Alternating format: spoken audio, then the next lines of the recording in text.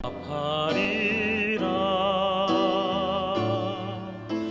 너는 마음에 근심하지 말라. 너는 나를 믿으라. 너는 내게 부르짖으라. 내가 응답하리라. 내 이름으로 무엇이든지 구하면 내가 이뤄주리라. 여호와를 기뻐하라. 내 마음의 소원을 이루어 주리니 너의 길을 맡기어라. 나를 의지하면 내가 이루리니 소망 가운데 기다리라.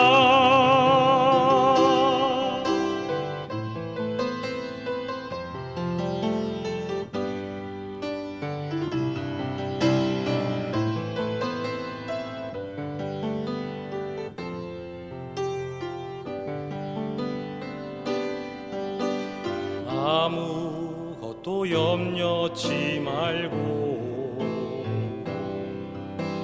오직 모든 일에 기도와 간구로 너의 구할 것을 감사함으로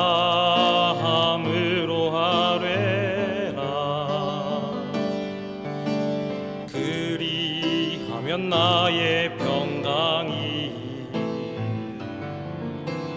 그리스도 예수 안에서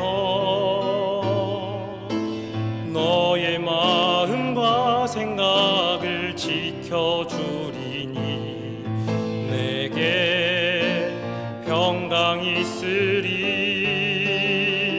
여호와를 기뻐하라.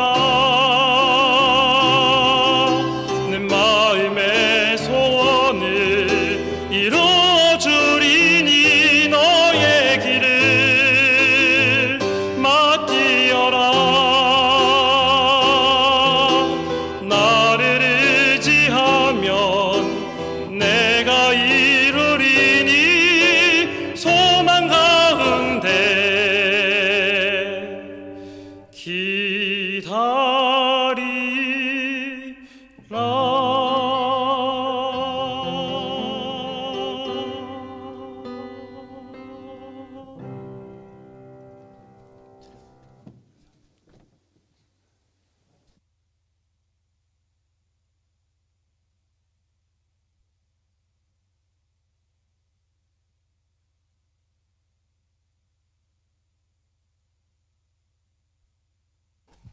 안녕하세요. 우리의 삶을 전쟁에 비유하곤 합니다. 우리는 전쟁과 같은 그러한 치열한 삶을 살고 있습니다. 더더욱 그리스도인은 신앙을 지키기 위해서 더 치열한 전쟁을 하고 있는 것과 같습니다. 군인은 모일 때, 함께 있을 때 가장 강한 것처럼 그리스도인도 모일 때 영적으로 가장 강한 그 힘을 갖게 됩니다. 오늘도 주님 안에서 그리스도의 군사로서 우리는 함께 했습니다. 기도로 시작하겠습니다. 선하시고 거룩하신 아버지 하나님, 이 시간 하나님 앞에 그리스도 안에서 성령의 도우심을 힘입어 저희가 함께 모였습니다. 우리를 고아처럼 버려두지 않고 세상 끝날까지 함께 하시겠다는 약속의 말씀처럼 이 시간 주 성령께서 주관하시는 자림을 믿고 더욱 살아계신 주님께 모든 것을 의지합니다. 이 마지막 때 시대를 분별하고 매일의 삶을 주의 용사로 살 수 있도록 연약한 우리를 붙잡아 주시고 우리 일상을 통해 하나님의 영광을 나타내 주시기를 주님께 간구합니다. 결코 귀하게 주어진 시간을 헛되이 보내지 않도록 주님 일깨워 주시고 우리의 언행을 통해 복음을 증거하며 살 수 있도록 더욱 주관해 주시기를 주님께 간구합니다. 우리에게 주신 소중한 육신의 가족 모두가 영원한 영적 가족이 될 수 있도록 주님 축복해 주시고 우리에게 속한 모든 자에게 주의 강한 손길로 더욱더 붙잡아 주시기를 주님께 기도합니다. 주 예수를 믿으면 너와 내 집에 구원 얻으리라는 그 약속의 말씀이 우리 가족 모두에게 이루어질 수 있도록 그리스도 안에서 축복해 주시옵소서. 또 혼란한 전국과 또 코로나 바이러스로 인한 위험으로부터 우리 모두를 보존해 주시고 영과 육을 지켜주시기를 주님께 간구합니다. 생업의 현장에도 함께해 주셔서 어려운 가운데 지켜주시고 필요한 모든 것으로 채워주시기를 주님께 간구합니다. 또 이 나라의 안정을 지켜주심으로 대한민국이 선교의 중심이 될 수 있도록 주님 좋은 환경과 여건을 은혜로 허락해 주시기를 더욱 주님 앞에 기도합니다. 이 시간도 함께 하시는 주님께 모든 것을 의지합니다. 주의 진리로만 가르쳐 주시고 병들고 어그러진 것 주의 능력으로 고쳐주시며 우리 모두 더욱더 삶의 변화를 가질 수 있도록 우리 심령의 역사에 주시기를 주님께 기도합니다. 우리의 기도에 응답하시는 주님께 더욱 의지하고 주님만 바라봅니다. 주의 영광을 나타내 주시옵소서. 고마우신 우리 구주 예수님 이름으로 기도합니다. 아멘. 네, 성경 시편 23편입니다. 시편 23편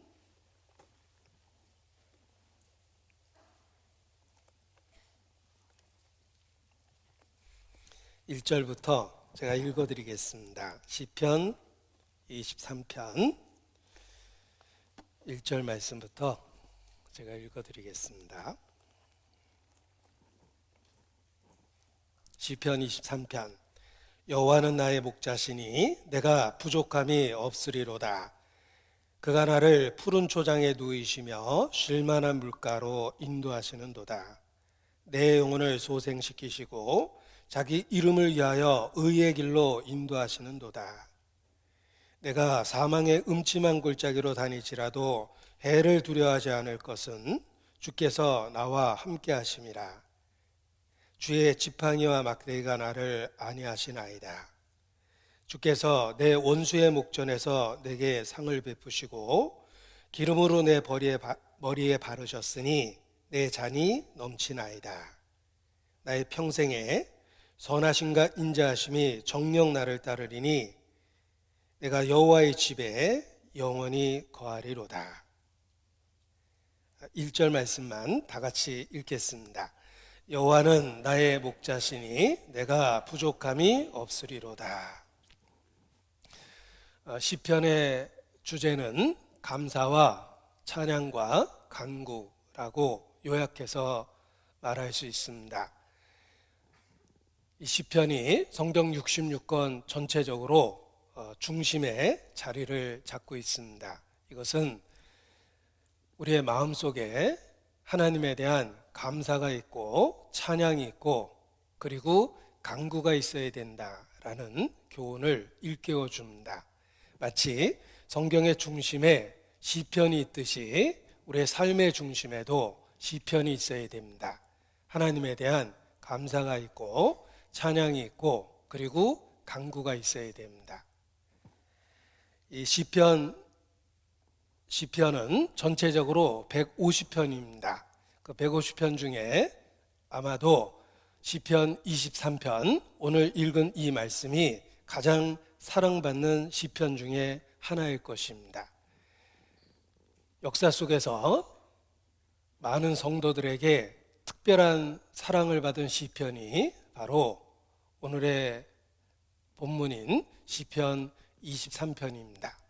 시편 23편이 특별한 사랑을 받은 이유는 그럴 만한 이유가 있습니다. 실제로 신앙생활 가운데 성도들에게 많은 위로와 힘이 되었기 때문에 신앙생활 현장에서 가장 사랑받는 성경으로 이렇게 손꼽을 수 있는 것입니다. F.B. 메이어라는 신학자는 시편 23편을 이렇게 설명했습니다. 시편 23편은 인간의 깊은 슬픔을 잊게 하고 가난한 자를 위로하며 낙심한 병사들에게 격려가 되고 병든 자의 마음을 위로해주고 노예를 주인보다 더 자유롭게 만들어준다. 이렇게 시편 23편이 갖는 위로를 표현하기도 했습니다. 실제로 많은 성도들이 시편 23편을 마치 시편의 나이팅게일과 같다라고 표현하기도 합니다. 이 나이팅게일은 새 이름이며 가장 어두워지는 그 순간에 아침이 다가오고 있다는 것을 일깨워주기 위해서 이렇게 아름다운 노래를 부르는 그런 새로 알려져 있습니다. 마치 시편 23편이 시편의 나이팅게일과 같다. 가장 어두워지는 그 시기에 그래도 날이 밝고 있다는 것을 일깨워주는 그런 영적인 깨달음을 준다는 뜻입니다. 실제로 신앙생활 가운데 많은 분들이 이 시편 23편을 통해서 위로를 받습니다.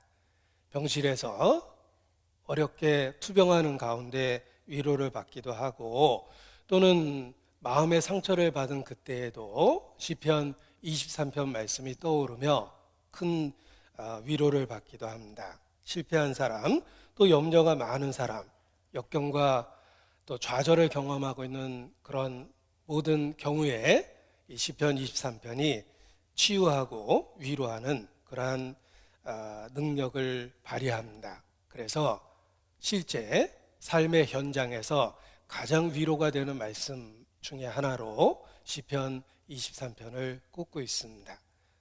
많은 성도들이 역사 속에서 동일한 고백을 합니다. 우리 개인적으로는 어떻습니까? 내 삶 속에서 시편 23편을 통해서 위로받은 적이 있습니까? 나도 여러 번 읽어봤는데 뭐 별다른 감흥도 없고 특별하게 위로도 되지 않더라. 혹 그렇게 정직하게 말하는 분도 계실 것입니다. 그렇다면 도대체 그 이유가 무엇일까요? 그것은 틀림없이 나에게 문제가 있는 것입니다. 이미 신실한 많은 성도에게 위로와 힘을 준 말씀이 나에게는 별 감흥이 없고 위로가 되지 않는다면 말씀에 문제가 있는 것이 아니고 자기 자신에게 문제가 있는 것입니다. 진리가 그렇습니다. 역사 속에서 복음, 진리라고 표현할 수 있는 그 복음의 메시지를 듣고 수많은 사람들의 삶이 변했고 순교도 불사했습니다. 그런데 나는 그럴 마음도 없고 그럴 용기도 없다. 그것은 복음이 잘못된 게 아니라 그 진리에 대한 나의 반응과 태도가 잘못된 것임에 틀림이 없습니다. 시편 23편도 역사 속에서 많은 성도에게 위로가 됐는데 나는 별 감흥도 없고 뭐 큰 그 위로도 받지 못한다. 혹 그렇게 생각한다면 틀림없이 내가 너무 영적으로 무뎌 있거나 잘못된 것임에 틀림이 없습니다. 사도행전을 살펴보면 목숨을 걸고 복음을 전하는 사람들이 있었고 그 복음을 전하는 사람들을 천하의 연병과 같다라고 원색적인 비난을 하는 사람들이 있었습니다. 누가 잘못된 겁니까? 복음 전하는 사람들이 잘못됐다고 생각하는 그 비난하는 사람들이 잘못된 것입니다. 또 하나님의 사람 바울이 문제투성이라고 지적했던 사람들이 많습니다. 바울은 사도로서의 정통성이 없다. 12제자 중에 하나가 아니잖아. 그리고 바울은 생각해봐. 심각한 과거가 있어. 그는 복음을 대적했던 사람이야. 평생 바울을 비난하고 대적한 사람들이 있습니다. 바울이 잘못됐습니까? 대적하는 사람들이 잘못됐습니까? 우리가 말씀에 대해서 어떤 태도를 보이느냐가 사실은 자기의 영적인 정체성이 수도 있다는 것입니다. 누군가에겐 감동이 되고 위로가 되고 힘이 되는 말씀이 내게는 아무런 감동이 되지 않는다면 문제는 말씀에 있는 것이 아니고 자기 자신에게 있는 것입니다. 자기 자신에 대해서 슬퍼할 수 있어야 됩니다. 1800년대 영국의 설교자 찰스 펄전, 제가 좋아하는 목사님이 누구냐고 물어보면 선뜻 찰스 펄전이라고 이야기합니다. 나와 다른 시대에 살았지만 그분의 말씀을 많이 접하다 보니까 잘 알고 있는 동시대를 살았던 사람처럼 느끼기 때문에 그렇습니다. 그런데 이 스펄전의 일화 중에 아침부터 서재에서 소리내서 그 스펄전 목사가 울고 있었습니다. 사모님이 생각하기를 이 말씀을 묵상하는 중에 은혜가 돼서 큰 은혜를 받아서 저렇게 눈물을 흘리시나 보다 이렇게 생각했는데 스펄전 목사가 뜻밖의 이야기를 했습니다. 내가 오늘 아침에 복음을 읽고 복음을 묵상하고 있는데 마음에 아무런 감동도 되지 않고 아무런 반응도 일어나지 않는 내 자신이 너무 슬퍼서 그래서 울고 있다. 이렇게 고백을 했습니다. 우리도 마찬가지입니다. 우리가 늘 진리에 대해서 반응하는 건 아닙니다. 때로는 어떤 말씀 속에 큰 감동을 받기도 하지만 너무나 많이 진리 앞에서 우리는 무감각하고 무반응할 때가 많습니다. 그것이 현재의 내 영적 상태가 많이 병들고 잘못됐다는 증거입니다. 병든 상태를 문둥병에 비유합니다. 문둥병의 첫 번째 특징은 감각이 없어진다예요. 그러면서 살이 썩고 수족이 잘려나가는 것입니다. 영적으로 그렇습니다. 우리가 영적으로 심각한 질병에 걸리면 진리에 대한 감각이 없습니다. 그래서 마땅히 울어야 될 때 울지 않고 마땅히 즐거워할 때 즐거워하지 않고 무반응, 무감각합니다. 그래서 찬송을 들어도 무슨 찬송을 들었는지 기억도 못하고 성경을 읽는다고 펼쳐놨는데 덮는 순간에 어디를 읽었는지 기억조차 못합니다. 자신의 영적 상태를 슬퍼해야 됩니다. 애통하는 자가 위로를 받기 때문에 그렇습니다. 시편 23편은 신앙의 현장에서 많은 성도들에게 큰 위로를 준 말씀입니다. 병상에서 위로를 받았고 상처받은 그 순간에 시편 23편이 위로를 했습니다. 우리도 영적 감각을 잃지 않도록 그렇게 하나님 앞에 더욱더 깨어 있어야 됩니다. 오늘 본문이 시편 23편이기 때문에 혹 뜻밖이라고 생각할 분도 계실 겁니다. 왜냐하면 제가 동일한 시편 23편으로 작년 12월 15일 말씀을 전하기 시작하면서 똑같은 본문으로 4번이나 이미 말씀을 드렸기 때문입니다. 4번이나 말씀을 드렸는데 뭘 할 말이 또 있을까? 그것도 신기하시죠? 그런데 말씀을 듣다 보면 신기한 게 아니고 은혜라는 걸 깨달을 것입니다. 오늘 시편 23편으로 5번째 말씀, 주께서 나를 안위하시나이다 라는 제목으로 말씀을 드리고자 합니다.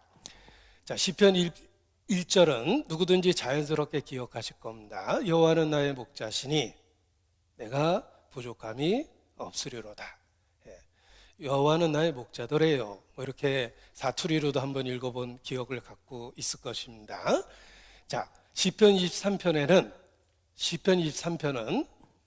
6절로 이루어진 짧은 시편입니다. 그럼에도 불구하고 가장 많이 나오는 단어가 나라는 단어입니다. 이 나라는 말이 원어를 분석하면서 읽어보면 17번이나 나옵니다. 6절밖에 안 되는 짧은 말씀 속에 나라는 말이 17번이나 나옵니다. 나의 목자 나를, 나에게 내가, 나는 내 머리 위에 내 잔이 넘치나이다. 나와 함께 하나이다. 내가 영원히 거하리로다. 이 나라는 말이 시편 23편 짧은 글 속에 17번이나 나옵니다. 시편 23편은 다윗의 시라는 표제가 붙어 있습니다. 다윗은 목동이었습니다. 오랫동안 아비의 양을 치었던 목동입니다. 그는 목동의 경험을 통해서 하나님은 나의 목자다라는 확실한 삶의 경험을 가진 겁니다. 그래서 나라는 말을 17번이나 자연스럽게 반복한 것입니다. 그는 삶의 현장, 목동이었습니다. 양을 치는 일을 하면서 하나님의 보이지 않는 손길을 수없이 발견한 겁니다. 그래서 여호와는 나의 목자시니 자신도 양을 치고 있습니다. 그 양을 치는 목자로서의 자신의 소임을 다하면서 하나님하고의 관계가 깨달아진 겁니다. 삶의 현장에서 경험적으로 깨달았기 때문에 나라는 개인적인 표현이 많이 있게 된 것입니다. 우리도 그렇습니다. 우리가 하나님과 동행한다라는 경험을 그저 주일날 교회에 와서 경험하려고 하면 썬데이 크리스찬이 됩니다. 일상의 삶 속에서, 가정에서, 생업의 현장에서 그 모든 일들을 통해서 뒤편에 있는 하나님을 경험할 수 있습니다. 날씨가 더워지니까 날씨 생각을 하면서 자연스럽게 하늘을 쳐다봤고 하나님을 기억하니까 이 나를 둘러싼 푸른 하늘이 하나님의 품처럼 보였습니다. 그리고 지구를 생각했고 태양을 생각했습니다. 태양으로부터 지구로 쏟아지는 많은 유해한 것들이 있습니다. 지구는 오존층에 의해 둘러싸여 있고 그리고 대기권을 갖고 있기 때문에 태양으로부터 오는 유해한 것들을 차단하고 인간에게 필요한 것들이 지구에 쏟아지게 돼 있습니다. 대기권이 있고 오존층이 있기 때문에 지구는 철저하게 태양으로부터 보호되고 있는 것입니다. 유익된 것만 받고 있습니다.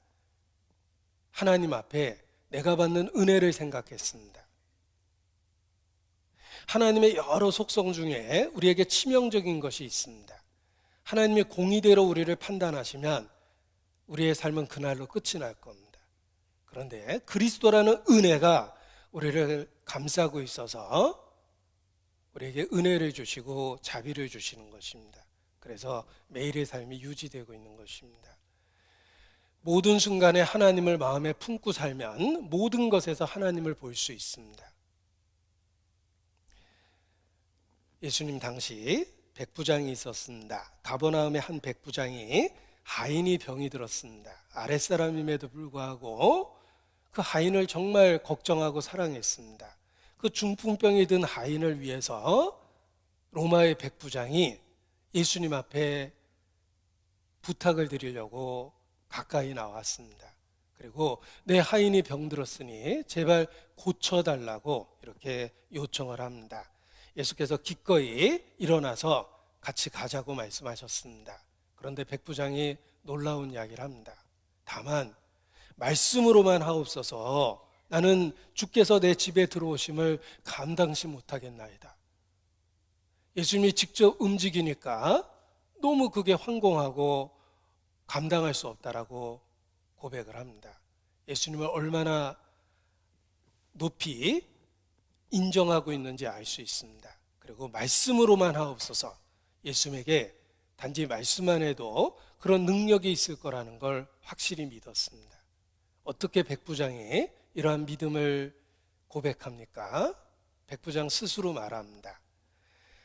나도 남의 수하에 있는 사람이요 내 아래에도 군사가 있으니 이더러 가라 하면 가고 저더러 오라 하면 오고 내 종더러 이것을 하라 하면 하나이다. 그는 위계질서 속에 살았습니다. 백부장입니다. 아래로는 많은 부하들이 있었고 위로도 자기에게 명령할 수 있는 윗사람이 있었습니다. 평생 조직, 위계질서 속에 살았습니다. 그리고 자신이 갖고 있는 작은 권력도 권한도 아랫사람에게 절대적이라는 걸 알았습니다. 가라 하면 가고 오라 하면 오고 하라 하면 하더이다. 하물며 주께서 말씀만 해도 되실 일인데 어떻게 내 집에까지 황공하게 오실 수 있습니까? 백부장은 삶의 경험을 통해서 주님의 능력을 본 것입니다. 성경을 읽어서 안 것이 아니라 삶 속에서 주님의 능력을 본 것입니다. 우리도 마찬가지입니다. 우리도 일상의 삶 속에서 주님을 마음에 품고 살면 모든 것에서 주님을 볼 수 있습니다. 다윗은 평생 양을 쳤습니다. 그 어린 시절, 젊은 시절을 양을 치며 보냈는데 그 양을 치는 목자의 일을 하면서 기가 막힐 정도로 그 뒤에 있는 하나님의 손길을 본 겁니다. 아, 내가 양떼를 돌보는데 나를 돌보는 하나님도 목자와 같이 나를 돌봐주고 계시는구나. 나도 양 한 마리에 이렇게 관심이 가는데 하나님이 나에게 얼마나 큰 관심을 베풀고 있는지를 삶의 현장에서 깨달은 겁니다. 우리 일상이 그렇습니다.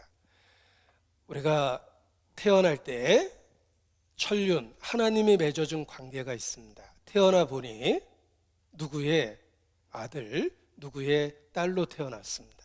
태어나 보니 내게는 아버지도 있고 어머니도 있었습니다. 또 살다 보니 누구의 남편도 되고 누구의 아내도 됐습니다. 또 하나님이 은혜를 더하심으로 자녀를 주셔서 아버지도 돼봤고 어머니도 돼봤습니다. 이것은 우리가 평생 갖고 있는 인간관계입니다. 하나님을 중심에 품어보십시오. 어느 날 그 인간관계 속에 하나님을 보게 됩니다. 하늘에 계신 우리 아버지, 여인이 어찌 그 젖먹이 자식을 잊겠느냐. 부모님을 기억하며 그 은혜에 감사하는 그 순간에 그 뒤에 더 큰 하나님의 은혜가 있다는 걸 깨닫게 됩니다. 또 내 인생에 없었던 자식이 태어나서 내 인생의 중심에 섰습니다. 평생 자식을 중심에 두고 인생을 살아가는 게 부모입니다. 내가 누군가의 아들이 됐던 것처럼 누군가의 아버지가 됐어요. 그리고 그 자녀에 대한 내 마음을 보면서 그 뒤에 나를 보시는 하나님의 마음을 더 깨닫게 되는 것입니다. 다윗이 그랬습니다. 다윗은 양을 치는 목자로서 살면서 자신이 양을 돌보는 그 뒤에 자신을 돌보는 목자 같은 하나님이 있다는 걸 확실히 안 겁니다. 여호와는 나의 목자시니 내가 부족함이 없으리로다. 삶의 현장에서 하나님을 경험한 것입니다. 우리도 마찬가지로 하나님을 중심에 품고 살면 교회에 왔을 때 하나님 기억나는 게 아니라 매일의 삶 속에서 내가 경험하는 모든 일들 속에서 하나님을 보게 됩니다. 그래서 나의 주시며 나의 하나님이시니다. 주님은 나의 모든 것입니다.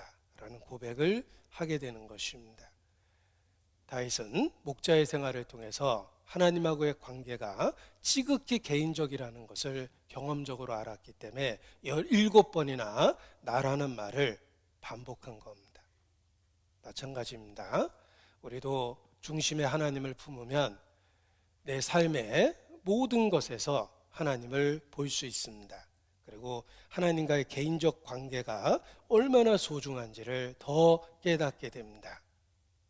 목자로서 다윗은 양 하나하나에 대한 관심을 가질 수밖에 없었습니다.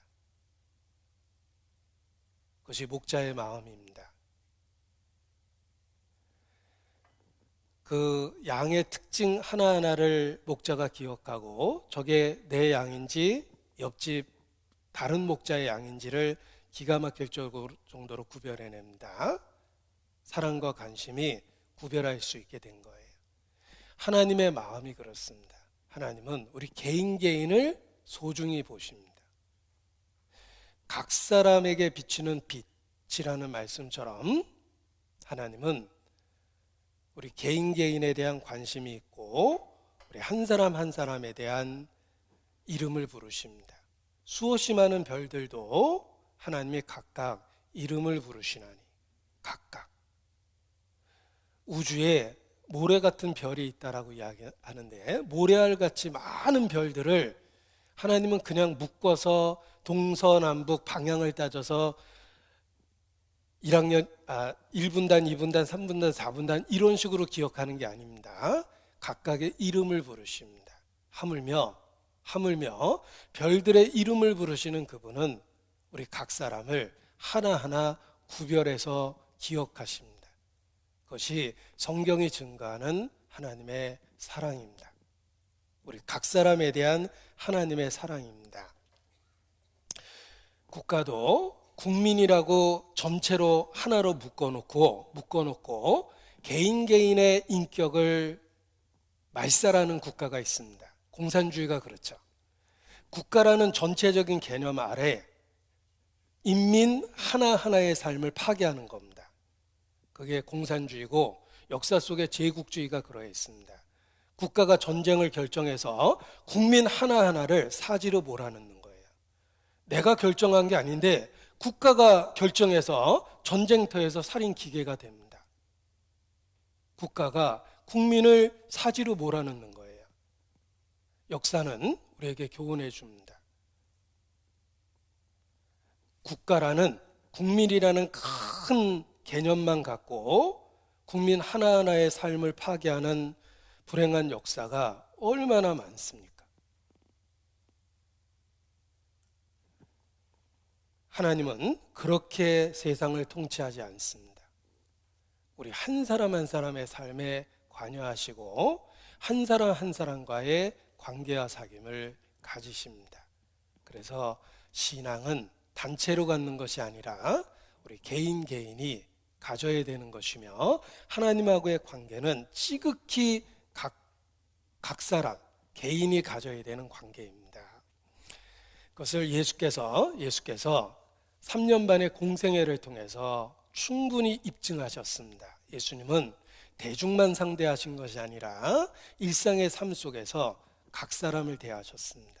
그래서 예를 들면 내가 거듭나야 되겠다라는 놀라운 말씀도 니고데모와의 1대1의 대화 속에서 하신 말씀입니다. 사마리아 여자도 1대1로 만나주셨습니다. 삭개오가 왜 감격했습니까? 평생 돈을 붙잡고 살았던 삭개오의 마음속에 예수님을 만나자마자 돈에 대한 욕심이 없어졌어요. 내 재산의 절반을 가난한 자에게 주겠습니다. 어떻게 그런 마음이 들었습니까? 예수님은 삭개오를 개인적으로 알고 있었기 때문입니다. 삭개오야, 내려오라. 내가 오늘 네 집에 유하여야 하겠다. 삭개오의 이름을 알고 있었고 그 개인적 사정을 잘 알고 있었어요. 그래서 삭개오가 감격했고 삶의 변화를 가진 것입니다. 하나님의 사랑은 지극히 개인적입니다. 목자가 양을 그렇게 돌봅니다. 양떼를 돌보지만 양 하나하나에 대한 관심을 갖습니다.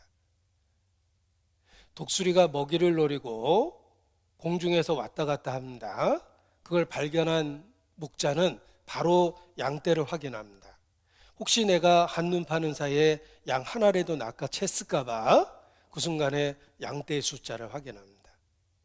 목자의 마음이 그렇습니다. 우리를 향한 하나님의 마음이 그렇습니다.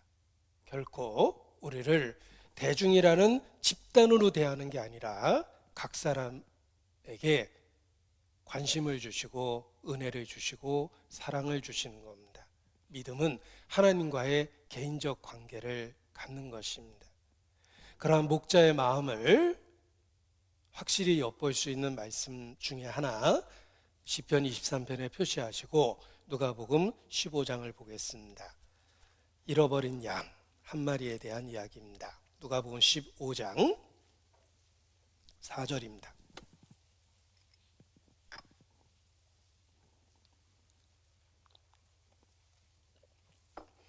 누가복음 15장 4절, 너희 중에 어느 사람이 양 100마리가 있는데 그 중에 하나를 잃으면 99마리를 들에 두고 그 잃은 것을 찾도록 찾아다니지 아니하느냐. 또 찾은즉 즐거워 어깨에 메고 집에 와서 그 벗과 이웃을 불러 모으고 말하되 나와 함께 즐기자. 나의 잃은 양을 찾았노라. 잃은 양이 저절로 돌아온 게 아닙니다. 양이 없어졌다는 걸 발견한 목자는 잃은 것을 찾도록 찾아다녔습니다. 어려운 과정을 겪으면서 찾았기 때문에 너무 기뻤던 겁니다. 이것이 목자의 마음이며 우리 각 사람을 보고 있는 하나님의 마음입니다. 찾도록 찾아다니지 아니하겠느냐. 양 한 마리를 찾기 위해서 구석구석 돌아다닙니다. 위험한 곳부터 먼저 확인하죠. 혹시 떨어져서 피투성이가 돼 있을까 봐. 감동적인 성화 중에 하나가 아주 날카로운 그 낭떠러지 한 마리 양이 굴러떨어져 있고 혼자 절대 못 올라올 수 있는 언덕에서 절망적으로 울부짖습니다. 그때 나뭇가지를 붙들고 손을 내밀고 있는 목자의 그림이 있습니다. 하나님의 마음입니다. 한 마리 잃어진 양을 향해서 목자가 찾고 찾는 것처럼 하나님의 마음은 더욱더 그러하다는 것입니다. 8절, 어느 여자가 10드라크마가 있는데 하나를 잃으면 9개나 있는데 포기하는 게 아닙니다. 10개가 잘 갖춰진 세트이기 때문에 하나가 없어지면 10개에도 문제가 생기는 거예요. 등불을 켜고 집을 쓸며 찾도록 부지런히 찾지 아니하겠느냐. 하나님이 한 영혼을 어떻게 돌보시는지 마음이 들어 있습니다. 하나를 잃으면 등불을 켜고 집을 쓸며 찾도록 부지런히 찾지 아니하겠느냐. 제가 책상에서 쓰던 키보드가 떨어지면서 이렇게 부서졌습니다. 부품물이 다 흩어져서 부서졌는데 열심히 찾아서 다시 조립해 보니까 모든 부품을 찾았는데 딱 하나를 아직도 못 찾았는데 제가 시간만 나면 계속 쓸고 있습니다.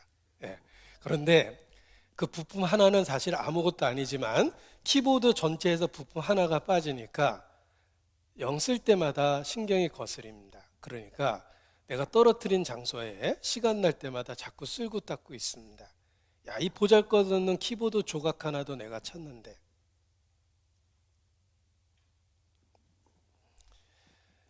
제가 반지를 끼고 있었는데 어느 날 반지가 사라졌습니다.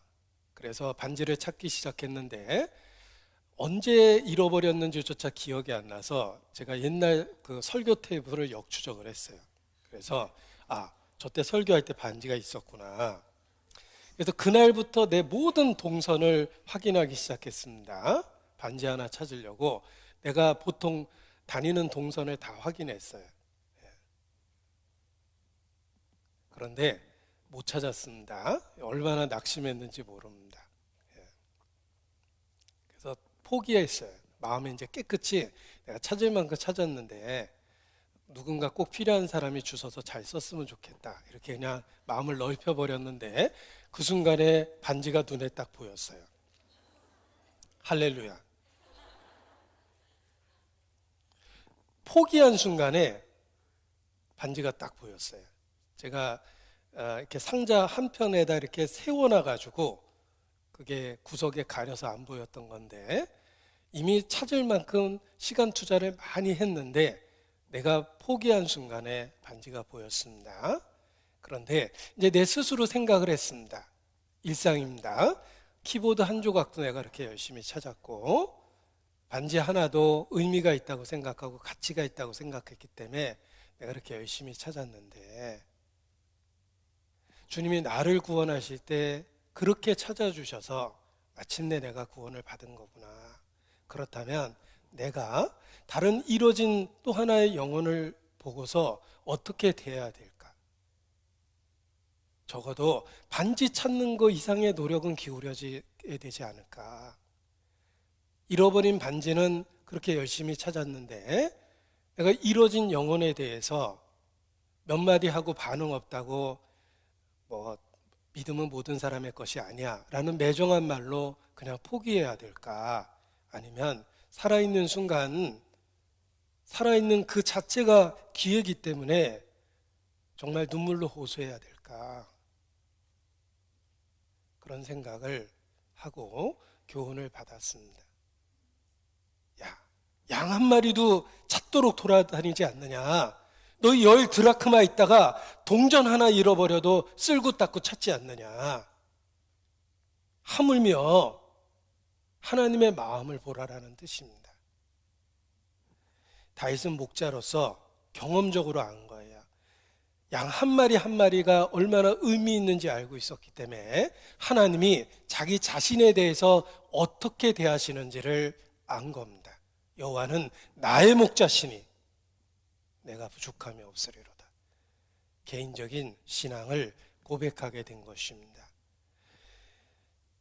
이러한 말씀 속에서 우리를 찾는 하나님의 마음을 충분히 볼 수 있습니다. 에스겔 34장입니다. 구약 성경 에스겔 34장 11절.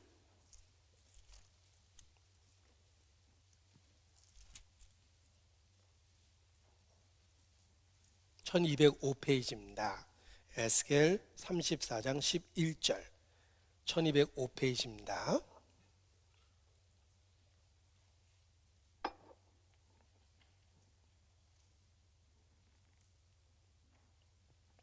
에스겔 34장 11절.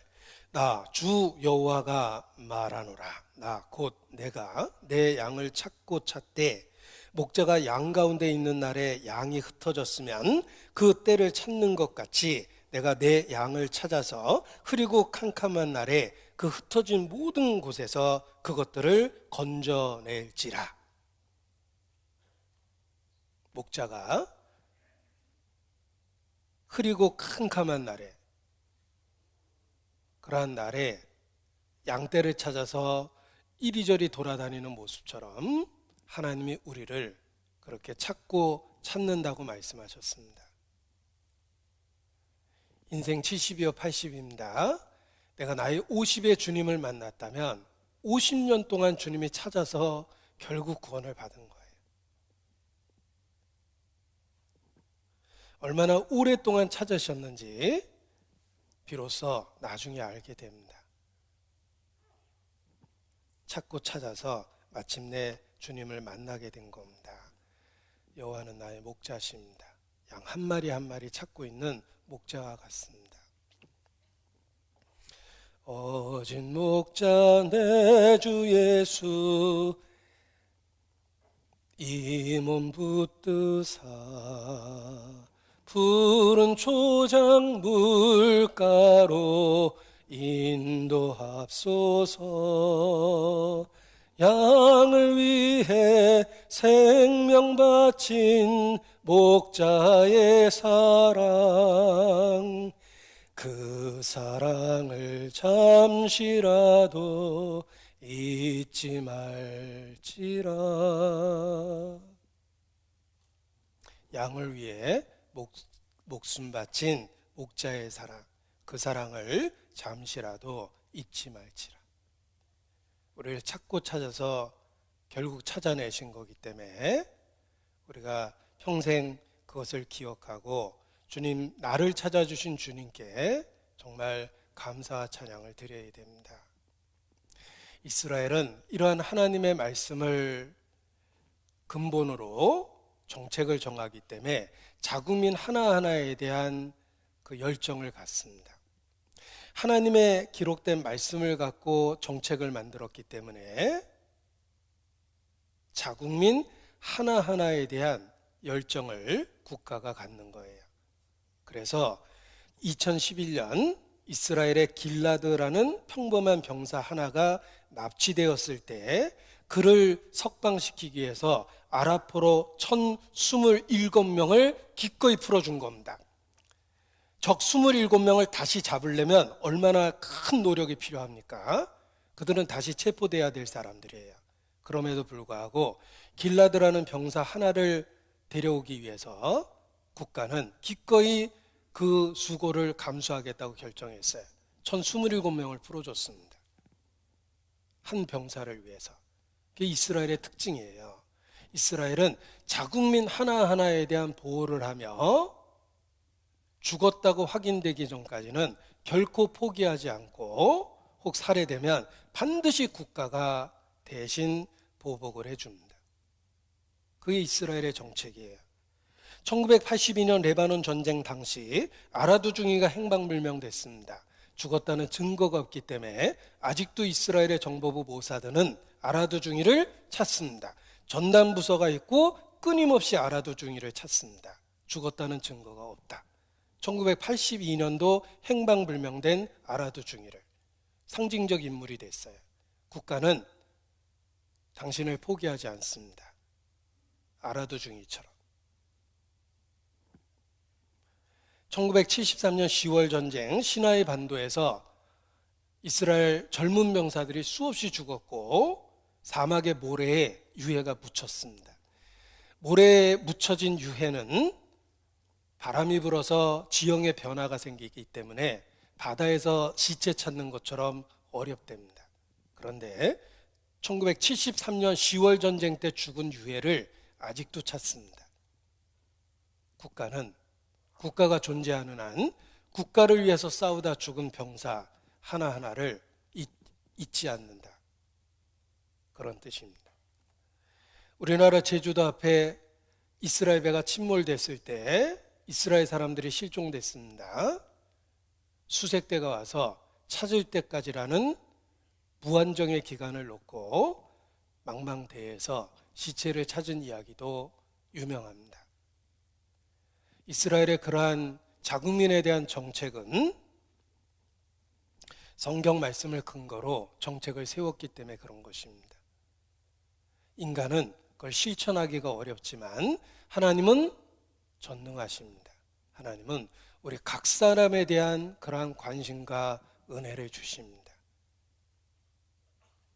그래서 독생자를 주셨으니 하나밖에 없는 아들을 내어줄 정도로 우리 각 사람의 영혼을 소중히 여기고 우리가 하나님을 등지고 일생을 살았지만 그렇게 오랫동안 참고 기다려주시고 마침내 설득해서 데려오신 거예요. 찾아주신 것입니다. 하나님의 사랑은 우리 각 사람에 대한 사랑이라는 것을 발견하는 것이 바로 믿음을 갖게 되는 것입니다. 하나님과 개인적 관계를 갖게 된 거예요. 하나님이 세상을 이처럼 사랑하사 독생자를 주셨으니 라는 말씀 앞에 나는 무관심했습니다. 그 무관심하고 외면한 나에게 하나님은 바로 너를 향한 사랑이라는 걸 확실하게 알려주셨어요. 그래서 믿을 수밖에 없었던 것입니다. 시편 23편 다시 보겠습니다. 3절입니다. 여호와는 나의 목자시니 3절 내 영혼을 소생시키시고 자기 이름을 위하여 의의 길로 인도하시는도다. 내 영혼을 소생시키시고, 자, 이 소생이라는 말이 회복이라는 말입니다. Restore, refresh, 회복시키다라는 말인데 우리말 어감은 뭔가 응급 상황을 떠올리게 합니다. 소생이라는 말 생각하면 응급실이 떠오르죠. 생사를 넘나들을 때 이 소생한다고 그럽니다. 하나님은 우리를 끊임없이 소생시키십니다. 여호와는 나의 목자시기 때문에 그렇습니다. 우리는 수시로 소생이 필요한 상태에 고난과 위기를 경험합니다. 제가 인사드리면서 우리는 전쟁과 같은 삶을 살고 있다라고 말씀을 드렸는데 우리 삶이 그렇습니다. 우리 인생은 아름다운 동화가 아니에요. 역사가 아름다운 동화가 아닙니다. 잔혹 동화예요. 끔찍하죠. 우리 삶이 그렇습니다. 우리는 결코 꽃길만 걷고 있는 게 아닙니다.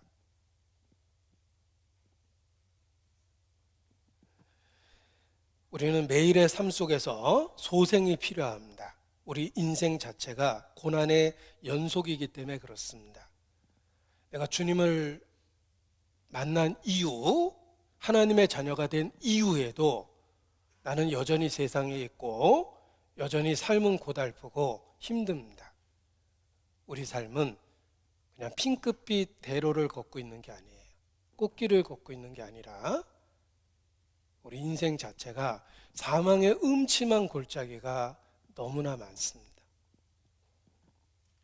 사는 것 자체가 그렇게 쉬운 게 결코 아니라는 건 우리가 경험적으로 알 수 있습니다. 전쟁을 겪고 젊은 나이에 남편을 잃어버렸고 아이들만 달랑 남았습니다. 뱃속에는 유복자도 있었고 그 전쟁의 와중에 아이를 낳았어요. 대책이 없습니다. 젊은 남편은 전쟁터에서 죽었습니다. 그녀에게 제일 쉬운 것은 죽음입니다. 죽고 싶었을 겁니다. 그러나 죽음보다 더 어려운 선택을 했는데 아이들을 보고 살겠다고 결심을 한 거예요.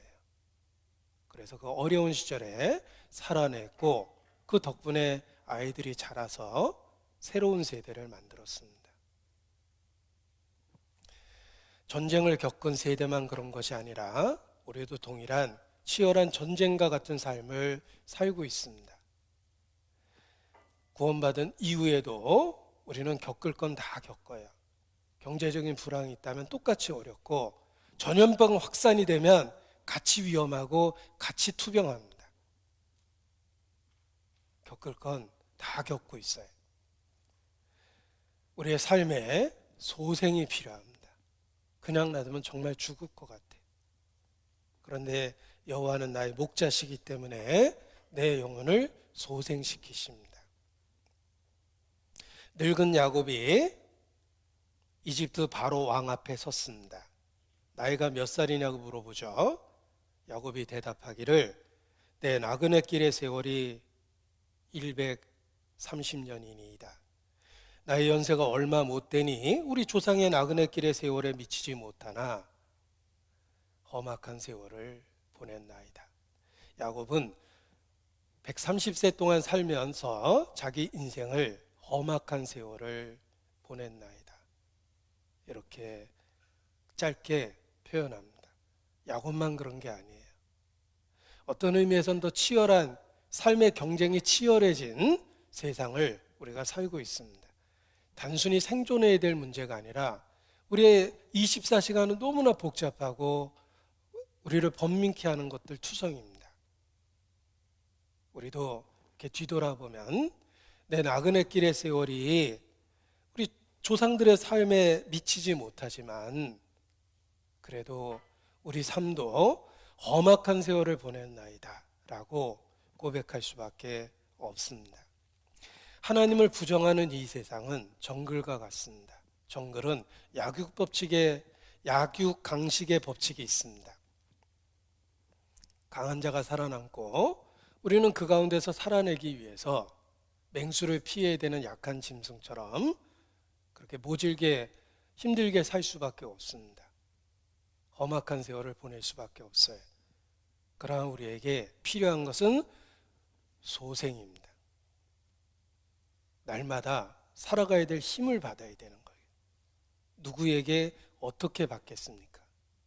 여호와는 나의 목자시니 내 영혼을 소생시키십니다.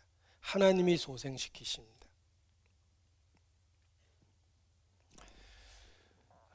백세 인생이라고 사람들은 말하지만 저는 그렇게 백세라는 말은 너무 끔찍하잖아요. 예, 우리 아들한테 미안해서 이렇게 못 살 것 같아요. 인생 70이요 80이라고 그랬는데 앞으로 내가 살 날을 생각해 보면 조금만 더 참으면 되겠다라는 생각을 해봅니다. 그래서 스스로에게 도서가 그동안 고생 많았어. 조금만 더 힘내봐. 얼마 안 남았어. 조금만 더 참아봐. 얼마 안 남았어. 이런 이제 스스로에게 그런 말도 해봅니다. 그리고 생각했습니다. 자, 우리가 살고 있는 세상은 꽃길이 아닙니다. 전쟁과 같은 삶을 앞으로도 살아야 되는데 중요한 것은 내가 결코 홀로 있지 않다는 것입니다. 구원받은 이후에 뭐가 달라졌습니까? 내가 예수님을 믿기 전에는 인생을 고군분투했어요. 영적 고아입니다. 그냥 혼자 살아내야 됐습니다. 예수님 믿은 이후 임마누엘 약속이 주어졌어요. 이제는 혼자 사는 게 아니라 주님이 나와 함께 하십니다. 나는 야생을 떠도는 잃어버린 양이 아니에요. 든든한 목자 아래에 있는 돌봄을 받고 있는 양입니다. 달라진 것이 있습니다. 이제는 이 치열한 전쟁과 같은 삶을 홀로 살아가는 것이 아니라 확실한 영적인 보호자 주님과 함께 삽니다. 여호와는 내 인생의 목자십니다. 나의 리더 이끌어 주시고 가이드 해 주시며 프로텍터 보호해 주시며 카운셀러 나에게 조언해 주시며 헬퍼 도와주고 계세요. 이 모든 말을 성경적인 한 단어로 주님, 목자라고 표현합니다. 우리에게는 소생이 필요한 위기가 있고 고난이 있습니다. 그런데 기억할 것은 여호와는 나의 목자십니다. 홀로 존재하는 게 아니에요. 주님과 함께 나머지 삶을 살면 돼요. 그래서 걱정할 게 없는 거예요. 두려워할 게 없습니다. 불확실한 미래가 두려움을 주지만 확실한 주님 은혜가 있기 때문에 두려워할 필요가 없는 거예요. 그래서 얼마 남지 않은 역계산을 해봤습니다. 여러분도 계산해 보세요. 정말 냉정하게 몇 년을 더 살 것 같습니까? 성경 갖고 시대를 계산하면 더 짧아져요. 게다가 계산된 그 날이 보장이 없어요. 우리의 삶은 절대 보장된 게 아닙니다. 주권은 하나님께 있기 때문에 여기까지라고 하면 그날 내 인생을 접어야 돼요. 나머지 인생 어떤 것이 어떻게 나를 기다릴지 모르지만 여호와는 나의 목자시며 나를 소생시키고 계시기 때문에 쉴만한 물가에 푸른 초장에 누워 있을 수 있는 것입니다. 우리의 마음이 그러한 평강을 누릴 수 있는 것입니다. 이 소생시킨다는 말씀 속에 우리의 삶에 위기가 있고 고난이 있다. 그러나 여호와는 나의 목자라는 말씀 속에서 우리는 그 위기와 고난에 대한 답을 갖게 됩니다. 주께서 그 모든 고난으로부터 우리를 지켜내실 겁니다. 왜냐하면 목자시기 때문에 그렇습니다. 바울도 그러한 진리를 발견하고 날마다 죽을 것 같은 위기 속에서도 믿음을 지켰던 것입니다.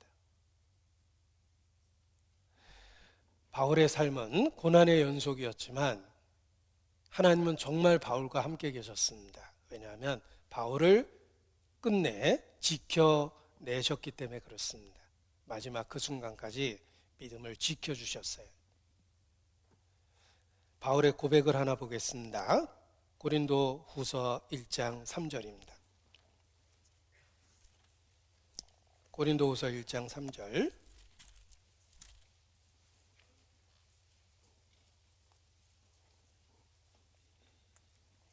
고린도후서 1장 3절입니다. 큰일 날 뻔했습니다.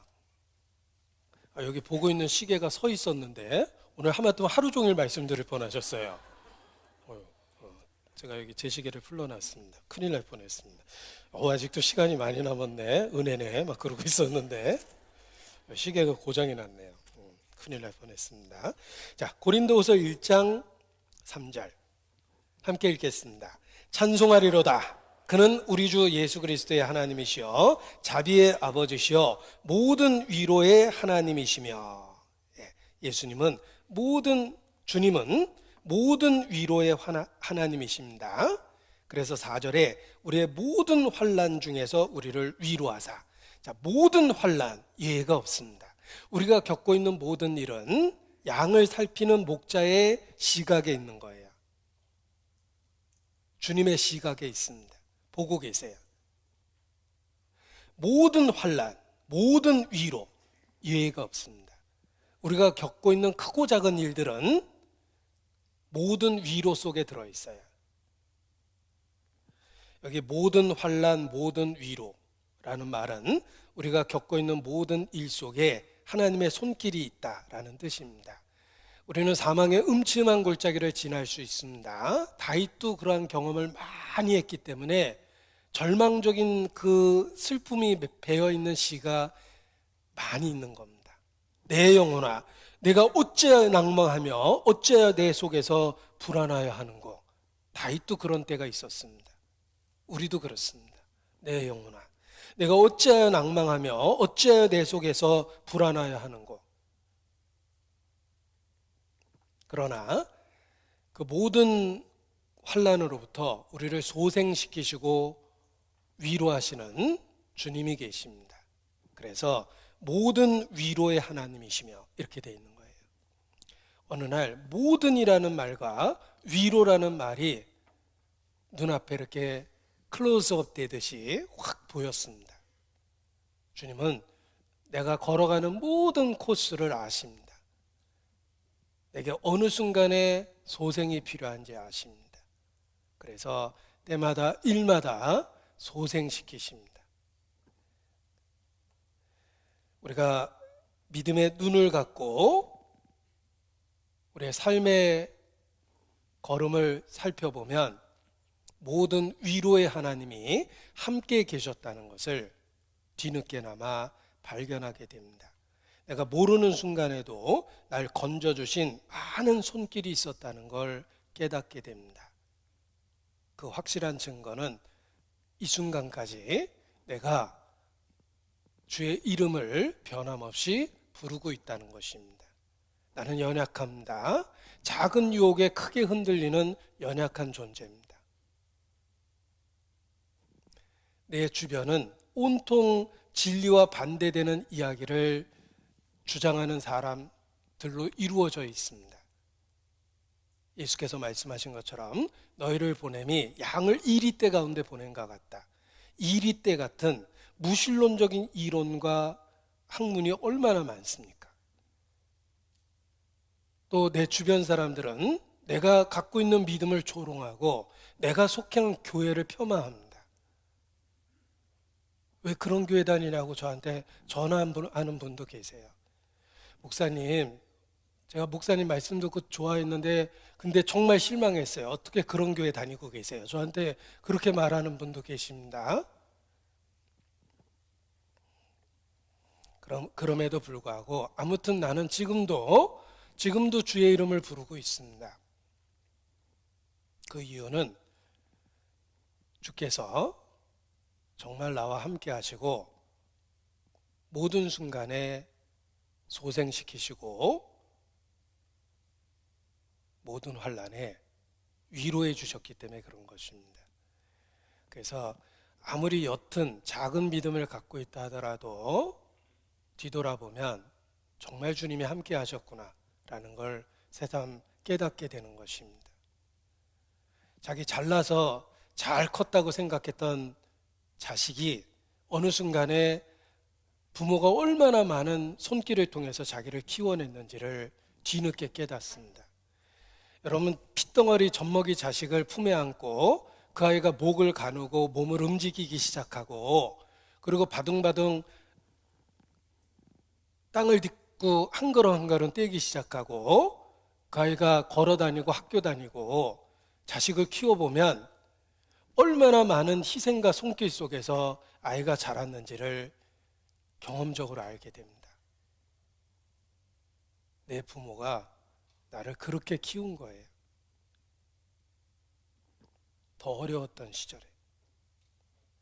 마찬가지로 우리 신앙을 뒤돌아보면 아무튼 분명한 것은 내가 지금도 주의 이름을 부르고 있습니다.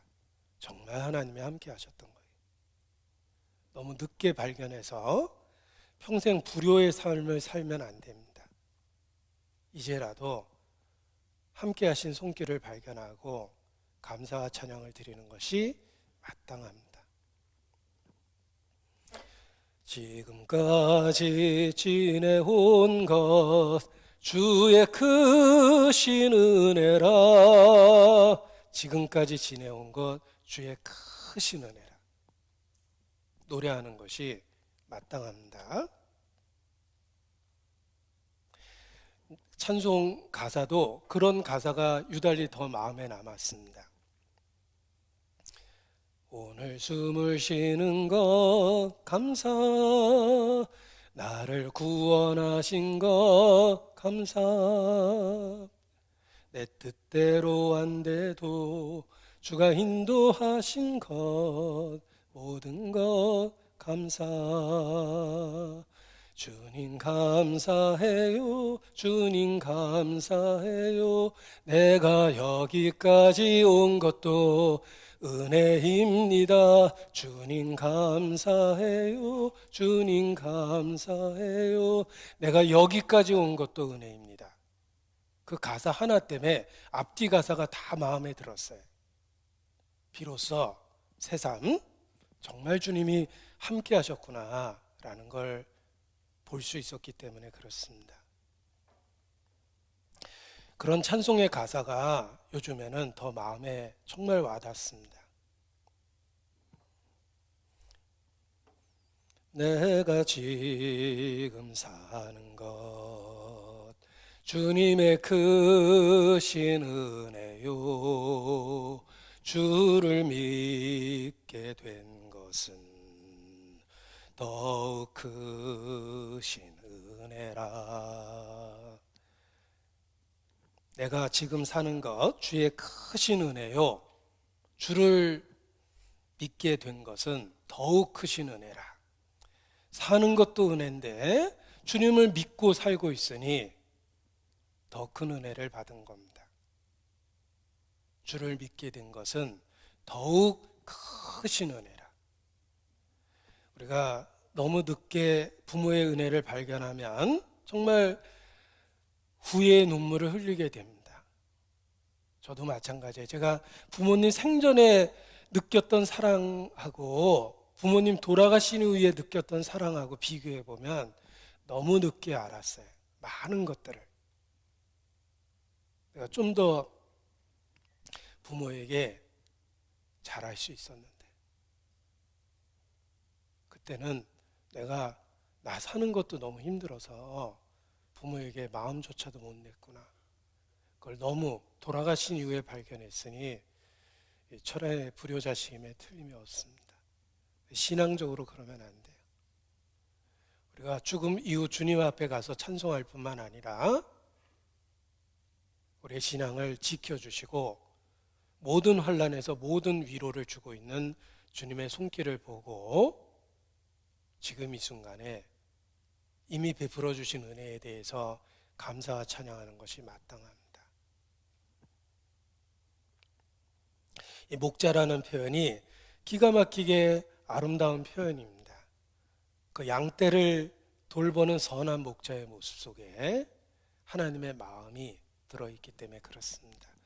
그래서 목자로 비유한 말씀이 그렇게 많고 목자에 비유한 찬양이 또 그렇게 많은 것입니다.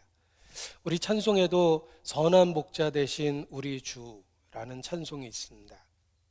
역시 목자의 관계로서 하나님의 사랑을 표현한 겁니다. 그런데 그 찬송에 기적적인 이야기가 들어있습니다. 미국의 유명한 전도자 D.L. 무디, 그의 평생의 동역자 생키, 무디는 복음을 전했고 생키는 복음을 노래했다. 이렇게 되어 있습니다. 생키는 D.L. 무디라는 전도자의 찬양 사역자로서 이름을 남겼습니다. 생키의 일화 속에 있습니다.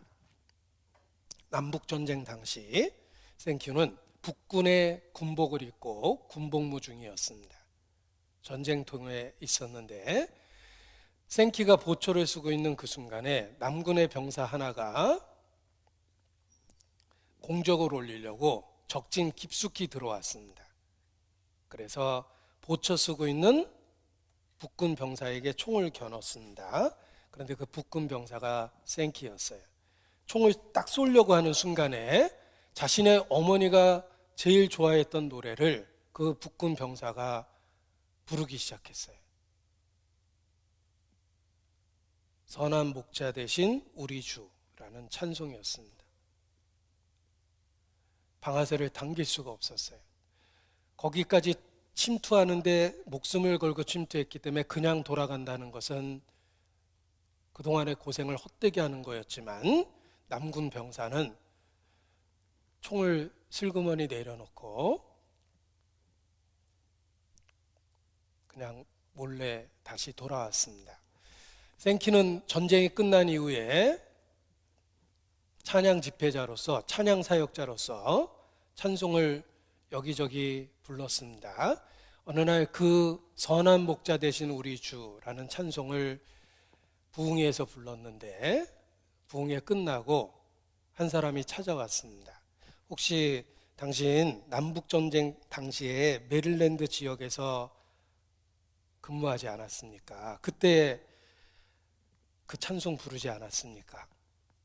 생키가 깜짝 놀랐습니다. 내가 그때 전쟁 때 그 찬송이 너무 위로가 돼서 그 찬송을 많이 불렀다고, 메릴랜드 그곳에서 내가 참전했었다고 이렇게 대답을 했습니다. 그때 그 남군 병사였던 그분이 그 이야기를 한 겁니다. 내가 그때 당신을 총을 쏘려고 겨누는 순간에 당신이 그 찬송을 부르는 소리를 듣고 차마 방아쇠를 당길 수 없었다. 그런데 오늘 당신의 찬송을 듣다 보니까 그때 들었던 그 목소리, 그 찬송이라는 걸 알게 됐다 라고 이렇게 고백을 했습니다. 그래서 두 사람이 정말 하나님을 같이 찬양했답니다. 생키는 찬송 때문에 목숨을 건졌고 그 남군 병사는 찬송 때문에 하나님의 사람을 하마터면 죽일 뻔한 큰 죄를 벗어날 수 있었던 겁니다. 그래서 선한 목자 되신 우리 주 항상 인도하시고 라는 찬송이 더 알려지게 됐습니다. 이 목자로 비유한 말씀 속에서 우리는 하나님의 은혜를 구체적으로 더 깨달을 수 있는 것입니다. 시편 23편 또 보시겠습니다.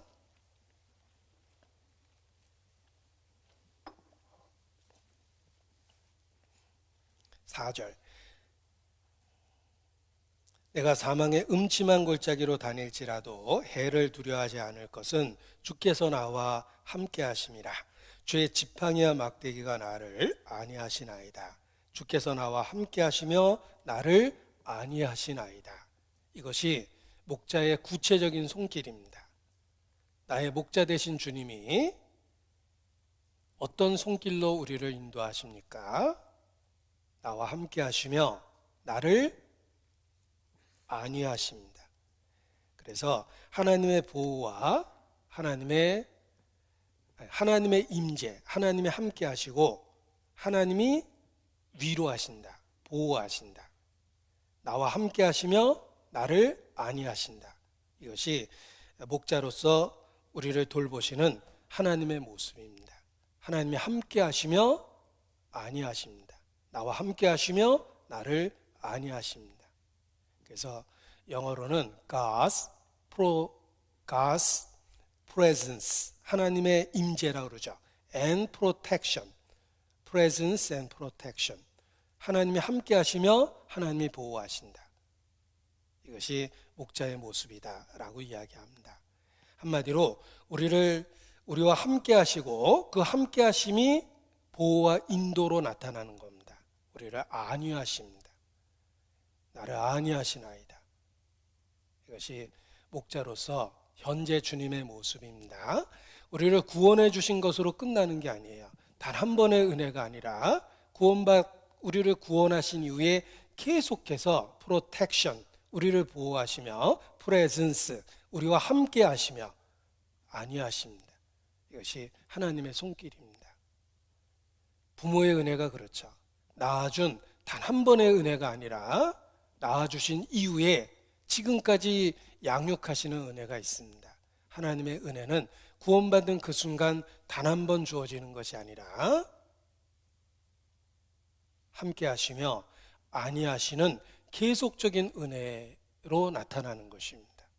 그래서 우리 신앙이 지켜지는 거예요. 구원받고 보호받는 이 몸, 주님의 사랑 받고 산다네. 구원받고 보호받는 이 몸, 주님의 사랑 받고 산다네. 이것이 돌봄을 받는 우리의 모습입니다. 하나님은 우리에게 영적인 것만 갖고 도와주시는 게 아닙니다. 우리의 모든 것을 관여하시고 모든 것에 하나님의 은혜가 있습니다.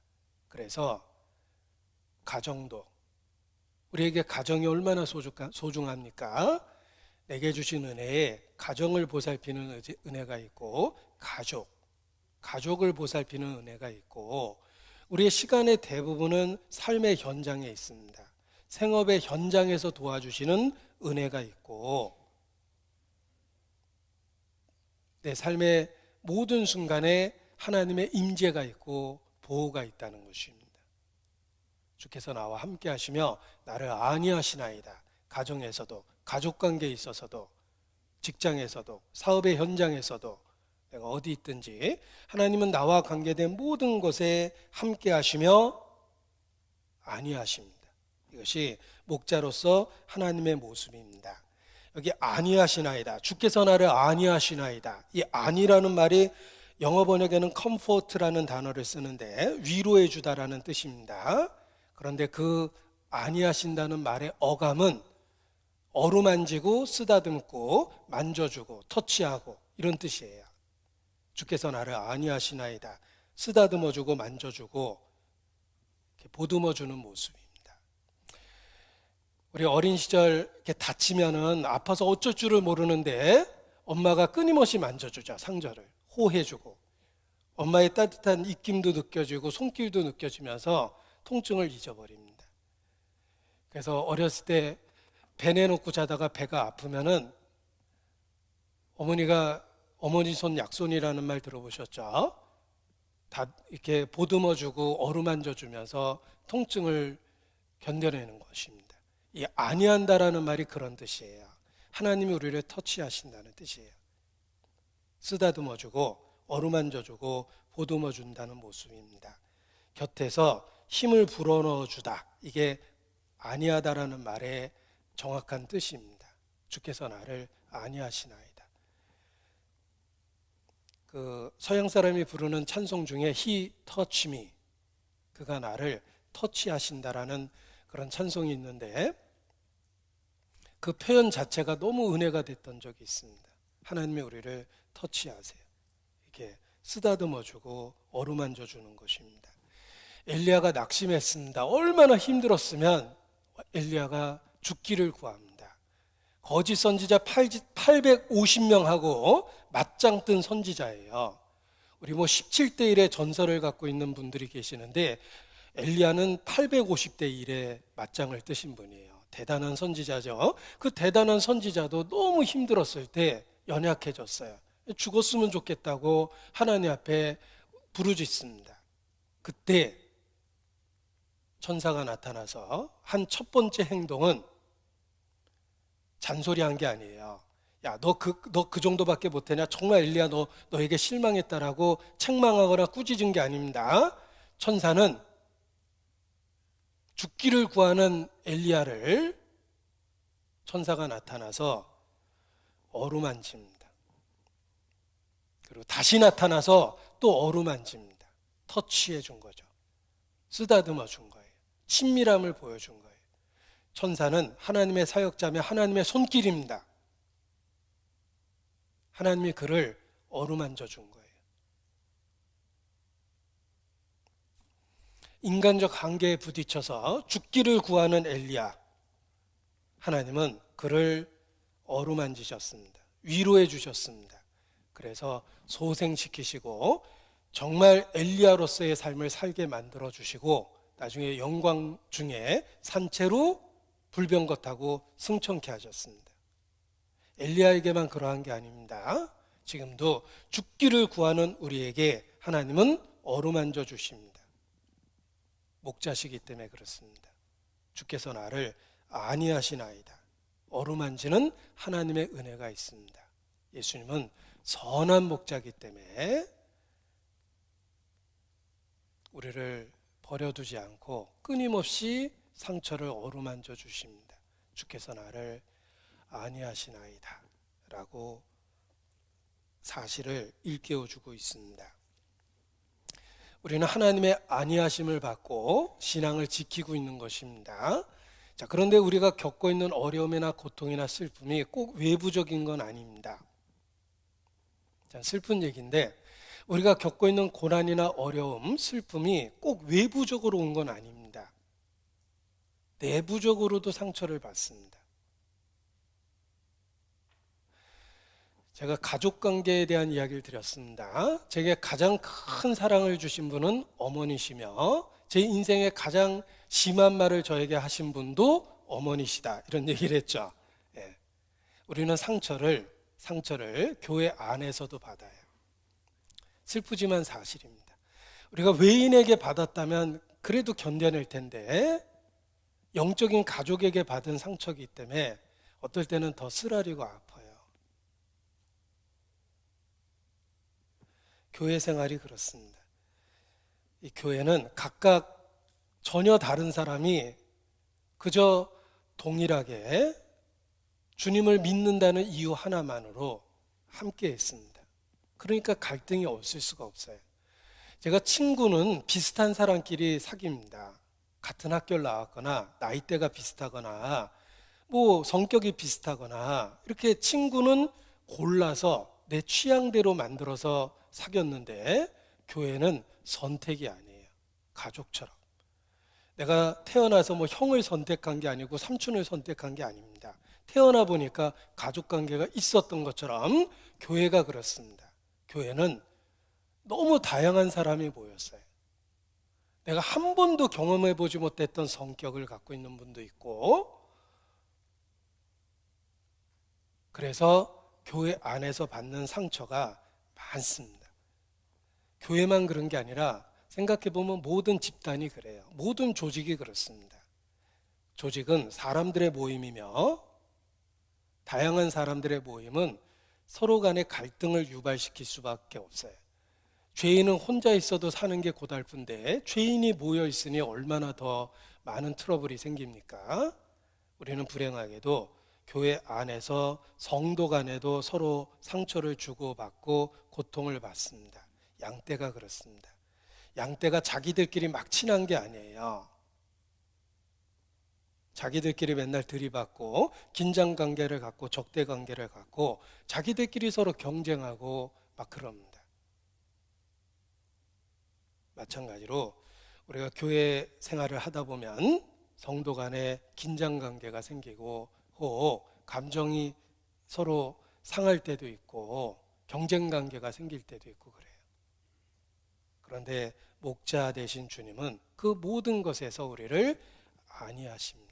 주님은 그것을 다 알고 있기 때문에 그렇습니다. 양떼를 관찰해 보면 서로 들이받기도 합니다. 서로 싸우기도 합니다. 서로 경쟁하기도 합니다. 또 치명적인 것은 양떼 안에 몇몇의 잘못된 리더가 나타나서 자기를 따르게 해서 그룹 간의 갈등을 조장하는 거예요. 뭐 국가로 치면 보수냐 진보냐 좌파냐 우파냐 하고 진영을 나누고 자기 편을 만들고 국가를 엉망을 만드는 겁니다. 역사가 심판할 겁니다. 제가 정치 얘기하자면 또 다른 2시간이 필요하기 때문에 생략하고, 그런데 아무튼 양떼가 그렇다는 겁니다.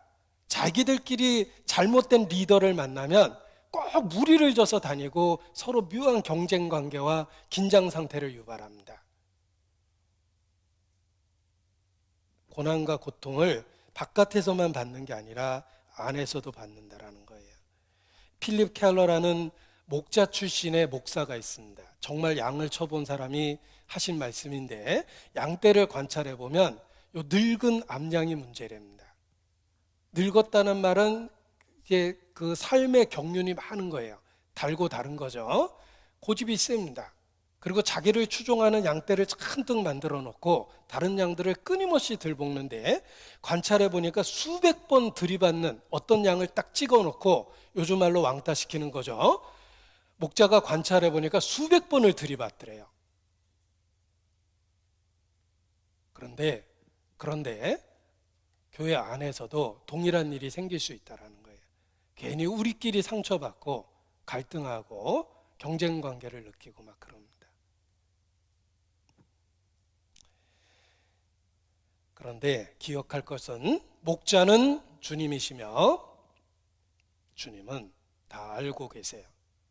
누가 어떤 양을 들볶는지, 누가 어떤 양을 들이받는지 목자는 압니다. 다행인 것은 양은 공격용 무기가 없습니다. 저는 궁금했습니다. 양에게도 뿔이 있을까? 네이버에게 물어봤습니다. 양은 보통 뿔이 없습니다. 염소는 이렇게 뿔이 있죠. 들이받을 수 있는 뿔이 있는데, 양은 보통 뿔이 없지만 어떤 양 종류는 특히 순양은 뿔이 있는데 들이받는 용이 아니라 이렇게 동그랗게 휘어진답니다. 살상용 무기가 아니래요. 양은 공격용 무기가 없어요. 그나마 다행이죠.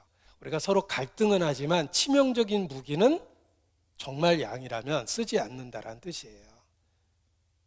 가족이 그렇습니다. 가족이 때로 서로 다투고 미워하고 뭐 누나 때문에 못 살아, 언니 때문에 못 살아, 막 그럴 수 있죠. 제 어린 시절에도 형에게 두들겨 맞은 기억이 있어요. 근데 이게 나이가 이렇게 들었는데도 아직 지워지지 않는데, 주님이 나를 용서했으니까 이제 용서해 보려고 합니다. 근데 아무튼 뭐 형에게 두들겨 맞은 기억도 있어요. 나이 차도 별로 몇 살 안 지기 때문에 화가 나면 툭하면 대들었습니다. 가족 간에도 다투긴 하지만 치명적인 무기는 안 써요. 가족이니까. 양 떼도 그렇습니다. 양은 공격용 무기가 없다라는 거예요. 이 목자는 그 양을 다 들여다보고 있다는 걸 기억하셔야 됩니다. 에스겔 34장입니다. 에스겔 34장 15절. 저는 이거 읽으면서 굉장히 은혜가 됐습니다. 15절. 나 주 여호와가 말하노라. 내가 친히 내 양의 목자가 되어 그것들로 누워있게 할지라. 이 양을 누워있게 편안하게 만들어 주려면 내적인 갈등을 잠재워 줘야 된대요. 예를 들면 계속 들이받은 양을 들이받치게 놔두면은 누워있지 못한답니다. 이렇게 시름시름 앓다 죽어버리죠. 그러니까 목자는 양을 누워있게 하기 위해서는 지나친 경쟁 관계를 막고, 큰 다툼이 나려고 하면 무리를 분리시키고 제거하고, 정말 해결이 안 되는 트러블 메이커는 도살 1순위랍니다. 그러니까 제일 먼저 데려간다는 뜻이에요.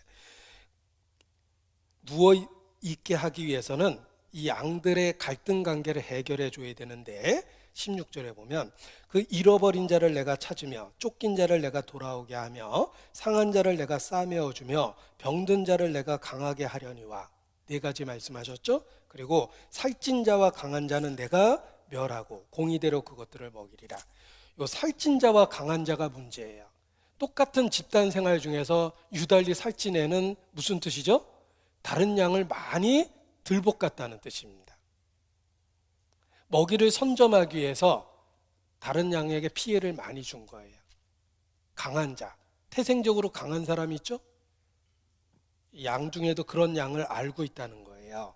그 다음에 17절, 나 주 여호와가 말하노라. 나의 양떼 너희여, 내가 양과 양의 사이와 수양과 수염소 사이에 심판하리라. 양과 양이 갈등하는 것도 알고 있고, 양과 염소, 이건 다른 종류입니다. 다른 종류가 교회에 들어와 있다는 것도 알고 있다는 거예요. 구원도 못 받고 그냥 본성대로 교회를 휘젓는 사람이 있을 수도 있다는 거예요. 큰 재벌이 교회에 구원받았다고 교회에 오신 경우가 있었습니다. 그런데 몇 년 안 돼서 교회를 온통 휘저어놨어요. 재력 갖고. 이 건물 얼마에 줬어요? 한 100억은 된 것 같은데요. 뭐 하나 더 줘도 되겠는데? 뭐 이러시고. 양과 염소를 아십니다. 누가 염소인지도 알고 있다는 거예요. 저는 이거 제가 구체적으로 읽을 텐데 진짜 위로가 많이 됐어요. 목자가 양을 관찰해 보니까 이 유달리 구박받는 양이 있고 맨날 당하는 양이 있다는 것도 안 거예요. 어떤 양이 그렇게 들볶는지도 안 거예요. 그래서 18절에 보면 너희가 좋은 꼴 먹은 것을 작은 일로 여기겠느냐, 어찌하여 남은 꼴을 발로 밟았느냐, 너희가 맑은 물 마신 것을 작은 일로 여기느냐, 어찌하여 남은 물을 발로 더럽혔느냐. 못된 양이 그러죠. 자기 실컷 먹고 남 못 먹게 막 휘저놓고 가죠. 그거 목자가 본 거예요. 19절, 나의 양은 너의 밟은 것을 먹으며 너희 발로 더럽힌 것을 마시는도다. 이 불쌍한 맨날 당하는 양을 목자가 본 거예요. 그리고 20절, 그러므로 주 여호와께서 그들에게 대하여 말씀하시기를 나 곧 내가 살찐 양과 파리한 양 사이에 심판하리라. 어떤 놈이 살쪘는지, 어떤 놈이 삐쩍 말랐는지, 어떤 놈이 욕심부리고 강하게 했는지, 어떤 불쌍한 애가 당했는지.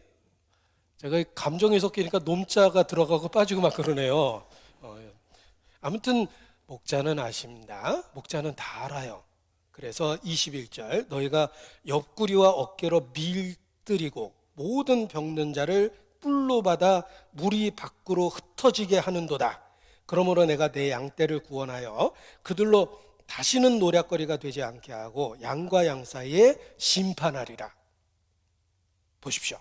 이것이 목자 되신 주님입니다. 주님은 양을 잘 관찰하고 있습니다. 어떤 양이 강한 양인지, 살찐 양인지 아십니다. 어떤 양이 동료를 밀어뜨리는지, 들이받는지 알고 계십니다. 어떤 양이 꼴을 더럽히고 물을 더럽히는지 아십니다. 다 알고 있다. 내가 양과 양 사이를 심판하고 수양과 수염소 사이를 심판하고 살찐 양과 파리한 양 사이에 심판하리라. 주님은 양떼를 들여다보고 계십니다. 다 알고 계십니다. 자, 이것이 우리에게 얼마나 큰 위로가 됩니까? 주님은 아십니다. 따라서 혹 내가 억울한 일을 당해도 주님 보고 참으면 돼요. 주님이 아세요. 내가 조금 영향력이 생겼다고 약한 양에게 피해를 주고 상처를 주면 안 됩니다. 주님이 아시기 때문에 그래요. 우리가 목자 되신 주님을 인식하는 순간에 양떼는 편안해집니다. 양떼끼리 있을 때는 서로 경쟁 상태가 되고 상대방에게 상처를 주지만 목자가 나타난 순간에 모든 양떼는 목자를 주목하며 양과 양 사이에 상처받는 일이 없어지는 거예요. 우리가 그렇습니다. 우리가 전혀 다른 사람이 모여서 교회를 이루고 있는데 서로에게 상처를 주지도 않고 받지도 않을 수 있는 방법은 우리 가운데 계신 주님에게 주목하는 겁니다. 주님이 기억하시면 됩니다. 내가 조금 억울하지만 주님은 아십니다. 그럼 됐어요. 내가 많은 것을 양보했다는 것 주님은 아세요. 그럼 된 겁니다. 우리가 목자를 인식하는 순간에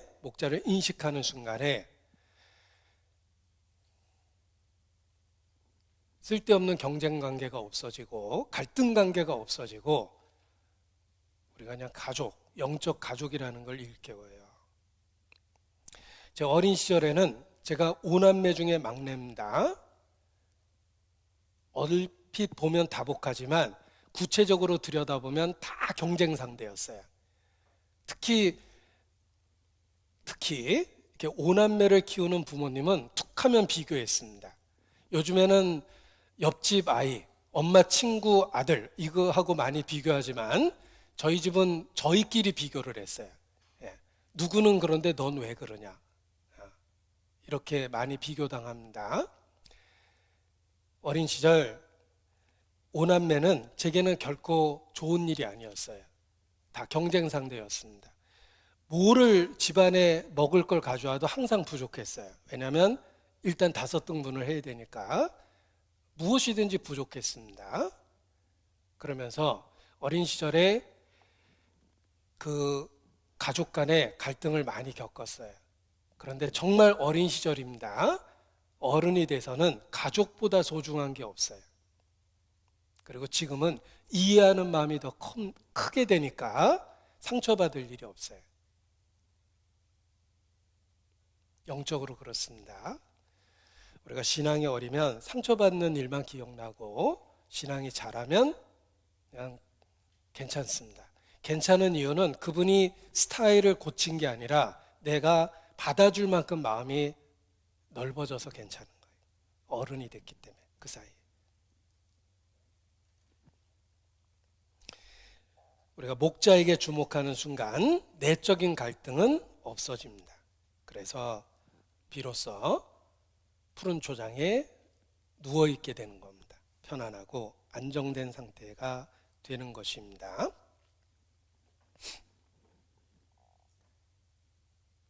시편 23편입니다. 4절 내가 사망의 음침한 골짜기로 다닐지라도 사망의 음침한 골짜기가 있습니다. 기억할 것은 그때 주님은 함께 하십니다.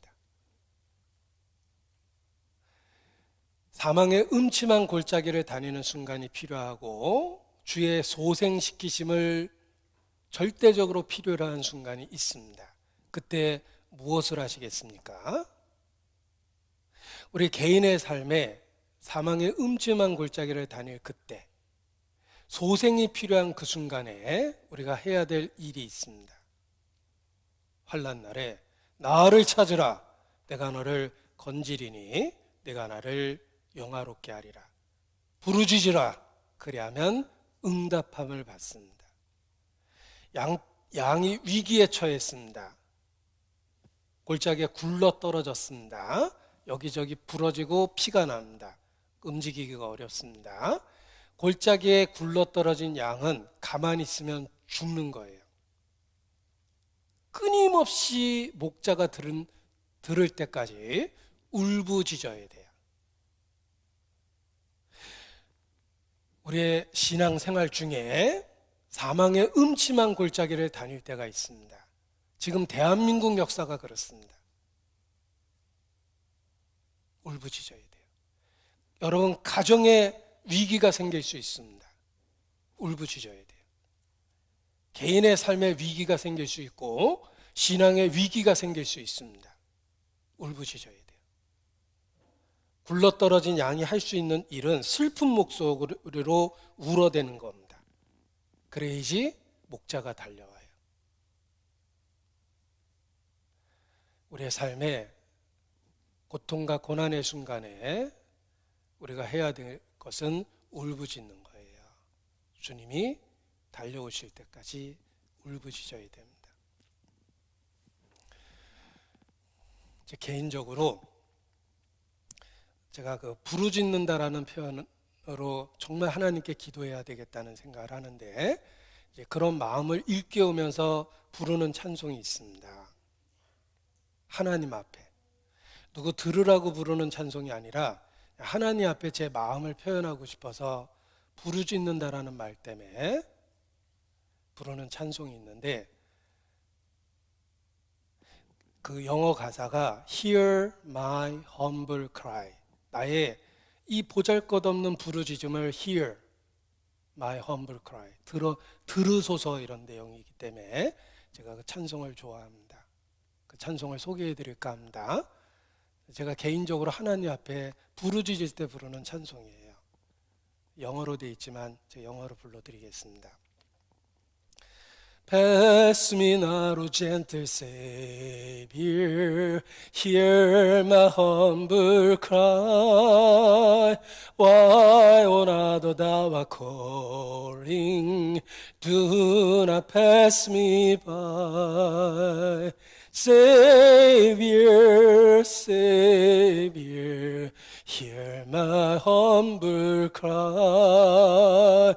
Why, O not thou art calling, do not pass me by. Savior, Savior, 주여, 주여, hear my humble cry. 나의 보잘것없는 부르짖음을 들으소서. 제가 그 찬송이 그 Hear my humble cry라는 말이 너무 마음에 와닿아서 그 찬송을 기도할 때, 정말 기도하고 싶을 때 그냥 혼자 하나님 앞에 스스로 부릅니다. 주님은 부르짖을 때 반드시 응답하십니다. 굴러떨어진 양이 할 수 있는 일은 딱 하나입니다. 부르짖는 거예요. 나의 보잘것없는 부르짖음에 주님은 응답하십니다. 왜냐하면 주님은 선한 목자시기 때문에 그렇습니다. 양을 위해 목숨 바친 선한 목자이기 때문에 보잘것없는 부르짖음에 주님은 귀를 기울이시고 반드시 응답하십니다. 주께서 나를 안위하시나이다. 매 순간 경험하게 됩니다. 기도하시겠습니다.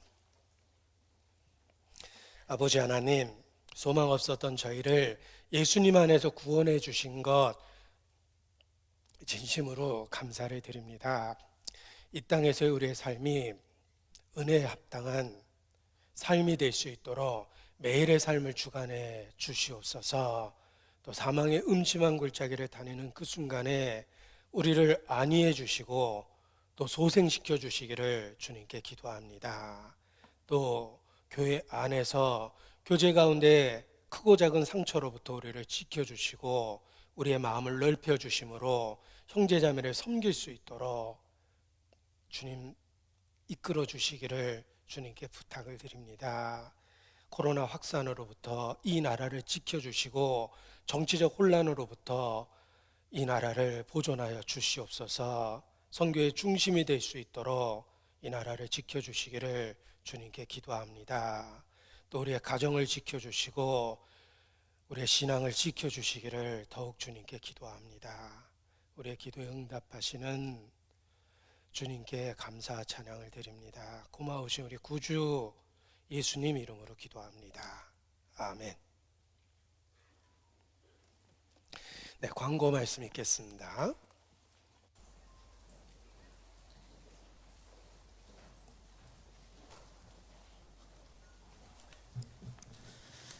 예, 잠시 광고 말씀드리겠습니다. 교회 소식지 함께 살펴주시기 바랍니다. 교회 소식지 이면에 헤드라인이라고 할 수 있는 이면 상단에 6월 대전도집회 관련해서 안내가 나와 있습니다. 오늘 또 기도명단 받으셨습니다. 490여 명 그 기도 대상자들 저희가 전도를 하게 되는데요. 이 코로나 사태로 전도하는데 어려움을 많이들 겪고 계실 겁니다. 이 대강당에도 사회적 거리를 두고 자리를 배치하다 보니까 약 500석 남짓 지금 자리가 가능한 상태입니다. 오늘은 더 거의 빈자리 없이 채우셔서 529명이 이 대강당에 지금 참석하고 계시는데요. 대집회 기간에도 그 어려움, 동일한 방법으로 집회를 하다 보니까 그 어려움이 똑같이 예상됩니다. 그래서 온라인 집회를 병행하기로 했습니다. 또 집회하는 가운데 부득이 그 전도 대상자들이 많은 분들이 모인 장소에 오는 걸 꺼려할 수 있습니다. 그런 때는 집에서 라이브로 유튜브를 통해서 말씀을 같이 청취하면서 전도할 수 있는 계기를 마련하고자 함입니다. 어쨌든 그 기간 동안 저희가 전도를 멈춰서는 안 돼야 되고 있고 이를 위해서 저희들이 한 분 한 분 전도 대상자에 맞는 전도가 될 수 있도록 지혜를 모아주시기 부탁드립니다. 집에서 전도하는 가운데서도 이 집회 기간 하루라도 이 또 현장에 오셔서 같이 체험하는 것은 또 다른 큰 의미가 있다고 생각이 듭니다. 그래서 유튜브를 통해서 온라인으로 전도 집회를 참여하셔도 좋겠지만 한 번 정도는 꼭 모셔온다라는 생각을 가지고 그 계획을 잡아주셔서 교회에 오시도록 권하시기도 하고 또 이런 대안도 있다라는 사실을 가지고 전도에 더욱 적극적으로 참여해 주시기를 부탁을 드리겠습니다. 매주 주일마다 자리를 이동하다 보니까 굉장히 좀 번거롭고 또 다음 주에는 어디 앉아야 되지? 이렇게 한 칸씩 이동하면 좀 쉬울 텐데 막 두 칸씩 점프하다 보니까 굉장히 헷갈린다라는 말씀을 해주신 분들이 좀 계시는데요. 이 코로나 사태가 빨리 끝나기를 바라는 마음으로 저희가 10개 교구지만 5주 안에는 해결되겠지라는 그 마음을 담아서 5가지 타입을 만든 상태입니다. 그래서 두 칸씩 이동하게 되는데요. 들어오면서 좀 더 쉽게 이해할 수 있도록 그 게시판을 좀 조정하도록 하겠습니다. 두 칸씩 이동한다라고 이해해 주시면 되겠고요. 두 칸씩 돌아갔음에도 불구하고 이게 너무 길어질 것 같으면 또 다시금 고민을 하면서 방법을 찾도록 하겠습니다. 오늘 또 찬양이 시작하고 암송하는 시간이 되니까 거의 이 대강당은 만석이 되었습니다. 늦게 오시는 성도님들은 지금 현재 소강당 그리고 은장회실 중강당에서 말씀을 들으실 건데요. 다음 주에 찬양 전에 오셔야 대강당 오실 수 있다는 거 기억하시고요. 찬양 시작했다 싶으면 바로 소강당으로 그리고 은장회실로 중강당으로 가시는 게 서로 혼선이 좀 적을 거라는 생각이 듭니다. 이 점 기억해 주셔서 참조시 부탁드립니다. 교회 소식지 보면은 전도인 수련회가 금주 목요일부터 토요일까지 계획되어 있습니다. 전국에 계신 전도인들 약 400~500명 되시는 분들이 한자리에 모이게 됩니다.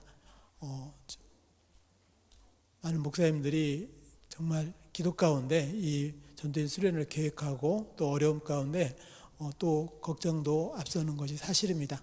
저희 성도님들 전도인 수련회가 무사히 아무런 사고 없이 잘 진행이 될 수 있도록 그리고 더 나아가 저희들이 계속해서 교회가 더욱 힘있게 복음을 전할 수 있는 큰 어떤 기준을 더 세우는 중요한 기점이 될 수 있도록 성도님들 더 많은 기도로 함께해 주시기 부탁드리겠습니다. 다음 주 주일은 주일 말씀 직후에 전체 임원회의를 이 대강당에서 가질 예정입니다.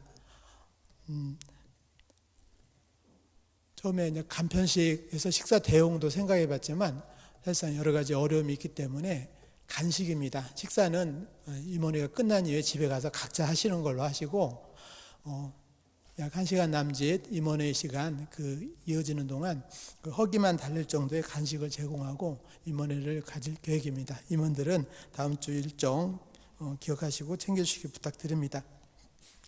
마지막으로 성도 동정 보시겠습니다. 이번 소식이 있고요. 그리고 익산교회에서 교제하셨던 어머니 최승희 자매님 저희 전주교회 오셔서 같이 신앙생활하게 되었습니다.